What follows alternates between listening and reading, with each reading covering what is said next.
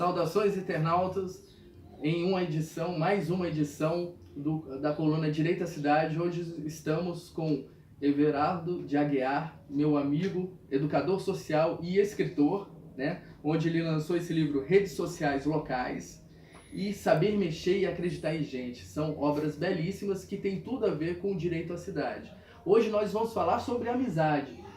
Everardo criou um movimento Amigos da Paz, porque nós vivemos hoje um momento político onde alguns politiqueiros querem criar uma polarização na política, né? Entre o bem e o mal, né? Um maniqueísmo, uma intolerância.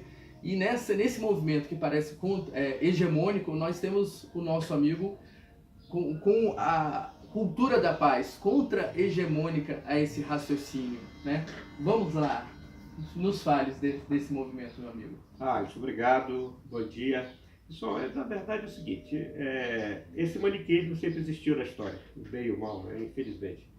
Mas quando eu criei o movimento em 96, 97, chamado Amigos da Paz, era para a gente justamente entender de que a política não é um negócio unicamente das estruturas hierárquicas, por exemplo, como os partidos. Porque a política é uma ação, é uma atitude, é uma exposição da sua vontade de fazer, porque se participe das transformações que existem naquele bairro, no local que você está, na cidade que você está.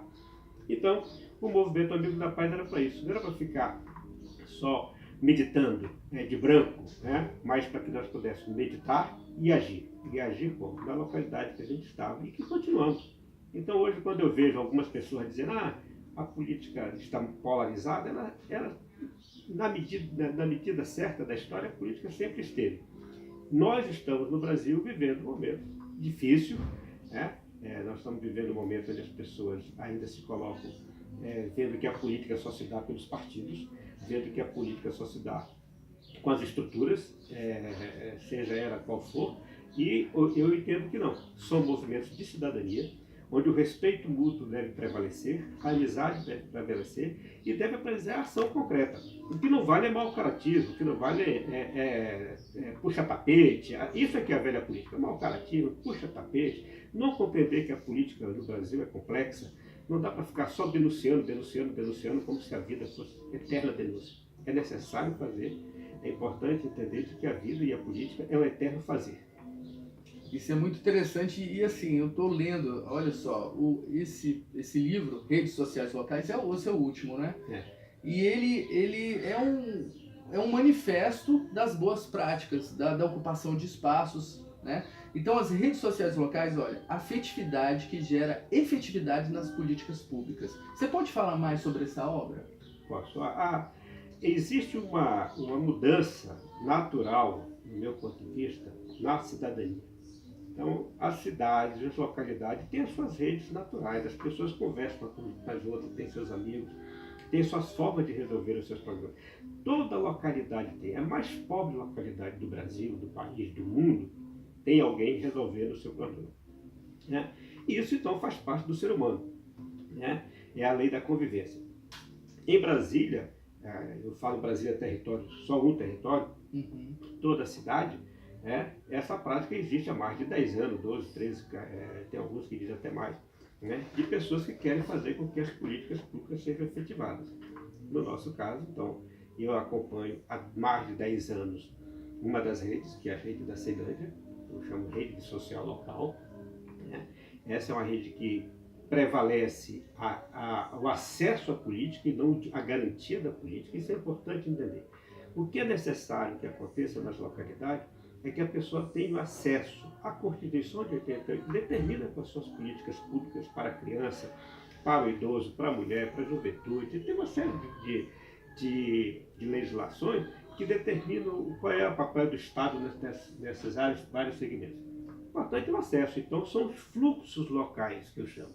Como que uma mulher que foi violentada, agredida, que sofreu a violência doméstica, como uma criança que foi abusada, como o idoso que precisa ter o seu benefício, como é que ele tem acesso? Então são esses fluxos locais que eu digo que são as redes sociais locais. Elas são com servidores públicos, profissionais, pessoas altamente competentes, o que eu digo que é o melhor capital humano que tem em Brasília, e pessoas da comunidade, grupo de juventude, de mulheres, de idosos, de negros e negras, movimento de cultura, e esses movimentos, eles conversam uma vez por mês, voluntariamente, para resolver os seus problemas. Então, as redes sociais locais, do meu ponto de vista, é uma nova relação entre Estado e sociedade. Por que é uma nova relação? Porque tem autonomia, porque esses servidores, primeiro, são concursados, segundo, são capital humano, sabem o que estão falando nas suas atividades profissionais. Elas se reconhecem naquele papel. Por isso que tem autonomia e por isso que pode efetivar a política com mais eficácia. Meu amigo, eu quero que você comente também uma outra obra que, como eu sou professor, educador, né, e aqui o nome da obra é Saber e Mexer, Saber e Mexer e Acreditar em Gente, né, um diretor da escola pública do Brasil no século XXI, e como eu acredito, como dizia Anísio Teixeira, que a máquina de fazer democracia é a escola pública, né? E a escola pública é um ponto de cultura. A escola pública, muitas vezes, ela é o espaço democrático dentro de algumas comunidades que ainda anseia realmente por uma participação, e a escola normalmente tem essa função. O que você me fala dessa obra, desse diretor do século XXI? E aí eu já gostaria de emendar com outra pergunta a respeito desse pleito de 2018, o que você deseja em relação à cidade? O diretor da Escola Pública do século XXI, que eu me referi, esse livro foi lançado em 2007, é que ela fosse além dos muros. As escolas não podem ficar presas aos muros, os alunos, os chamados estudantes, professores, servidores. Que essas pessoas têm que ir além do muro para estar na sua comunidade. O que nós chamamos hoje é chamado de comunidades de projeto. Eu acho que as cidades são verdadeiras, milhares de projetos acontecendo todos os dias. Então as escolas não podem ficar presas no muro. Então um diretor que leva em conta de que a comunidade, aquela população que está em volta da sua escola é o principal capital humano que tem para a educação, eu acho que está dando um grande passo. Então foi feito em 2007, graças a Deus é um livro também que a gente teve boa aceitação, como esse outro agora que está quase esgotado, redes sociais locais, enfim. Agora, com relação ao momento político, eu acho o seguinte: Brasília tem hoje parâmetros para avaliar a política, tanto do ponto de vista da economia, quanto do ponto de vista social e do ponto de vista político. Se você pegar os chamados nomes da oposição, com raríssima exceção, estão todos enrolados com alguma questão ética, moral ou de gestão pública. Então, isso é um parâmetro, fazer que a Brasília se retroceda para gestores públicos e tempo, estejam envolvidos, por exemplo, com a justiça, seja lá em que nível for. A segunda coisa que é importante são as corporações. O Brasil enfrenta um debate extraordinário sobre as corporações, tanto de corporações de empresários como de corporações de trabalhadores. Fazer esse debate público sobre o papel das corporações para que a população como um todo seja beneficiada pela riqueza de Brasília é fundamental. Porque senão nós temos as corporações, seja de trabalhadores ou seja de empresários, beneficiados pela maior parte do recurso, que chega a ser 70% ou pouco mais por cento dos recursos de Brasília. Então esse é um outro parâmetro, como enfrentar esse debate de forma pública, não só com as corporações específicas, mas com toda a cidadania, com toda a cidade. A terceira coisa é a questão ética, que eu acho que tem que ser levada em conta e da seriedade com os recursos públicos. Nós enfrentamos uma crise extraordinária. Desde 2015, enfrentando crise política, social, econômica, de toda a ordem, e eu acho que Brasília deu um recado muito importante. Primeiro, seriedade com o dinheiro público. É necessário ter seriedade. Saber onde aplicar, ter responsabilidade com isso, tomar atitude com isso. Segunda coisa, não dá para fazer tudo. Isso é ilusão. O Estado não vai fazer tudo e não vai beneficiar a todos. Então o Estado vai ter que ter prioridade. Eu acho que o governo está tendo algumas prioridades que são importantes. A terceira coisa, que também é muito importante, é você ter gestores públicos que sejam capazes de dialogar. E a atual gestão dialoga. Você pode até não concordar, você pode até não ser 100% aquilo que você quer, mas dizer que o governador atual não dialoga, não só o governador, mas o governo, como todos os seus secretários, não dialogam com os setores da sociedade, é um equívoco. Não é verdadeiro. Eu acho que o governo atual tem também tido essa capacidade de dialogar, seja com as corporações de trabalhadores, de empregados, seja com o movimento social, no nosso caso particular, com a agenda e com a plataforma que nós ajudamos a criar, que foi o DF Movimento, o governador teve 6 diálogos públicos, nenhum diálogo fechado, todos 6 diálogos, público aberto, muita gente participando e ouvindo o que nós tínhamos a dizer para ele, o que eles tinham a nos dizer.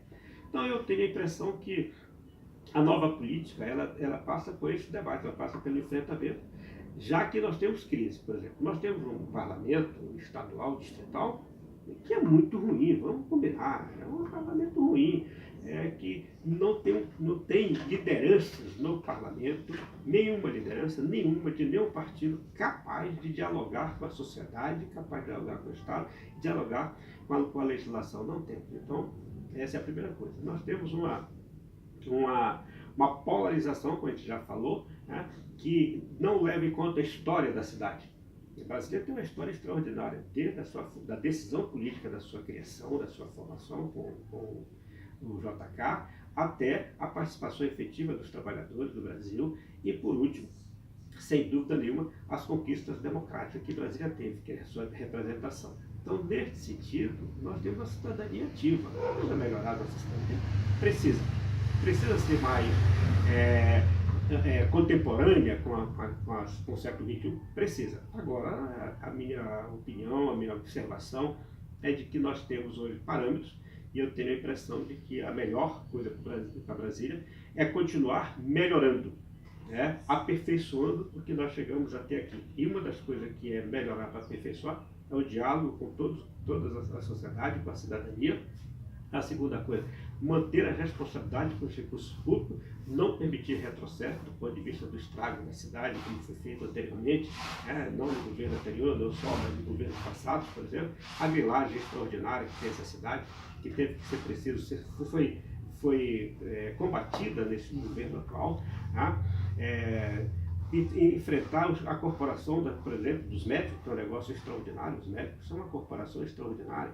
Deixa o médico de fazer certas coisas porque não querem, porque querem fazer oposição ao governo, como é o presidente do Sindicato dos Médicos aqui em Brasília, em vez de fazer sua atividade profissional com seriedade e com respeito, prefere pegar a estrutura sindical para fazer oposição. O que é uma oposição, no meu ponto de vista, totalmente incompatível com a nossa realidade. Então, eu estou convencido de que Brasília pode melhorar e o que é melhor para Brasília está sendo feito é o que está acontecendo agora e que espero continue no próximo pleito.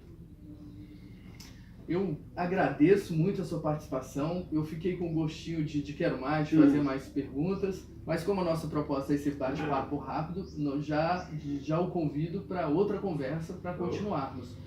Muito obrigado e procurem, leiam redes sociais locais, Saber e o Cidade Viva. Eu já tive o prazer de ser presenteado de ler as 3 obras. Um grande abraço e até a próxima semana.